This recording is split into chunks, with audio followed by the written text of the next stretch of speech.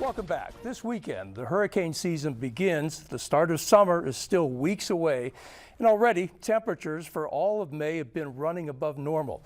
West coast of Florida has seen little rain for the last several weeks, and the National Weather Service warns that parts of Sarasota and Pinellas along the Gulf are at major risk for heat-related illnesses.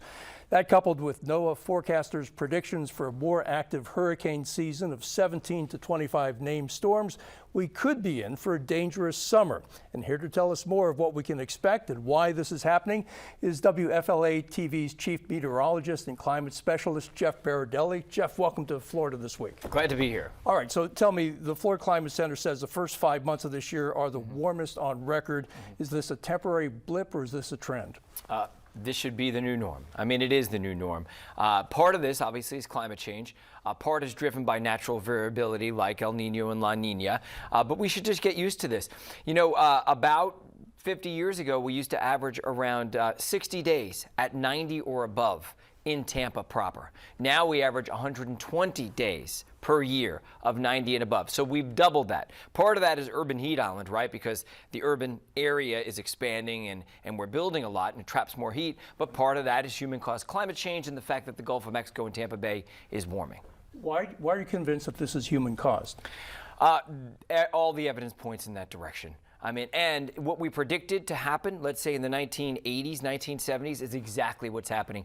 Even models from Exxon, the company, which basically predicted that we would see this rise in carbon dioxide and also this rise in temperatures, it's almost exactly right. And other climate scientists like James Hansen, the famous climate scientist, have shown that their predictions have worked out. The predictions they made in the 80s and 90s have come true. In fact, I learned that the poles, when I was in college, would warm much faster than the mid-latitudes. And I looked at graphs and I said, and maps, and I said, wow, really warming much faster at the poles. Fast forward 20, 30 years, that's exactly what has happened. And I knew back then that I'd be able to witness it in my lifetime, and if in fact I saw the poles warming faster, then I would know that the computers were right and that climate science is correct. I don't have to tell you that a lot of people think it's a hoax. What do you say to those people? I mean, I don't think you can say much to the people who truly believe that it's a hoax. I don't spend my time trying to convince them of that. 99.9% of climate scientists and virtually all of the peer-reviewed science shows that the climate is warming due to man-made reasons and mostly due to the release of greenhouse gases, climate pollution from the burning of fossil fuels. Almost all the literature supports it. Almost all the climate scientists support it, over 99%. So there is a legitimate belief in the climate sphere that that's what's happening. So I don't ever try to convince people if they don't believe it. I just give them the facts. That's it. Otherwise, I spend my time talking to the people who understand what's going on to get them more concerned in a way so that perhaps we'll take greater action. NOAA says there are going to be 17 to 25 named storms this year. How does that compare to previous years, and what does that say to you when you hear 17 to 25 named storms? Well, first of all, it's been clear to us for months that this was going to be an extremely active season. All of the factors are pointing in that direction. Now, the average amount of tropical storms, named systems that we see in the Atlantic right now, the 30-year average is 14.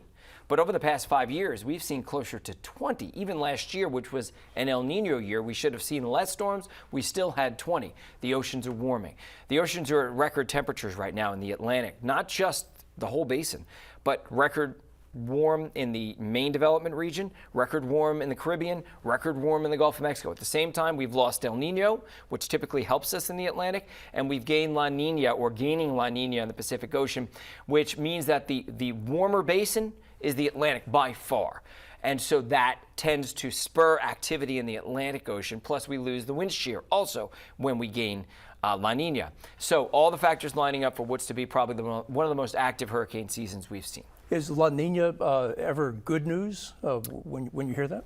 Not for hurricane season it is. And if you look at the numbers over the past 40 years, and I have, we see about double the number of hurricanes during La Nina seasons than we see during El Nino. And the important thing to remember about this season is because water temperatures are so much warmer than they ever been, that adds more high-octane fuel to allow these tropical systems to not only become tropical storms, but more so become strong hurricanes, major hurricanes. So we're expecting a lot of the systems, unlike last year, to become major systems this year. The last few weeks has been so dry in the Tampa Bay area. Why is that? And is that a new normal for us? I don't think it is a new normal. I think that it's a natural pattern. Last year we had a strong westerly wind all summer. We really had major deficits in rainfall. And unfortunately, rainy season hasn't begun yet. The reason why it hasn't begun yet and the reason why it's been so dry over the past couple of months, El Nino ended. It was a decently wet winter, but when El Nino ended, everything just shut off. And we have this huge heat dome across Mexico. This is one of the worst heat waves they've ever had there. They're running out of water in Mexico City. We're on the northeast end of it, and essentially that sinking air, that compression of the atmosphere is causing it to dry out and heat up. And so it's stopping rainy season from forming. And we really need rainy season because we're going on over a year of deficits in rainfall. I don't see it starting at least for another week plus, unfortunately. But I don't think this is necessarily a trend. If you look at climate models in the future, Florida actually gets slightly wetter, at least central Florida. South Florida may get a little bit drier in the next 50 or 100 years, but we don't see any major rainfall trends. The one problem we have is because it's heating up, it's drying out our soils. So that is a concern. So what area is going to be most affected by climate change and sea level rise here in the Tampa Bay area? What neighborhoods are you most worried about? The places we already see it happening, right? That's especially Shore Acres. That's low-lying areas near Bayshore Boulevard. That's Treasure Island and especially Sunset Beach, where we see a lot of flooding. That's places like Bel Air, where as you drive up the Intercoastal, you drive up the road there, Gulf Boulevard, you'll see that it's really narrow. So it's a lot of parts of our area, and we're going to be essentially one of the ground zeros in Florida. Of course, South Beach in Miami being the ground zero for sea level rise. So we're going to see about another foot or so. Just if you do the math, if you just simply do the math with nothing else, we're going to see another foot by around 2050, 2060. Very scary. Yeah. Jeff, thank you so much for coming by. It's great to meet you. Glad to be here.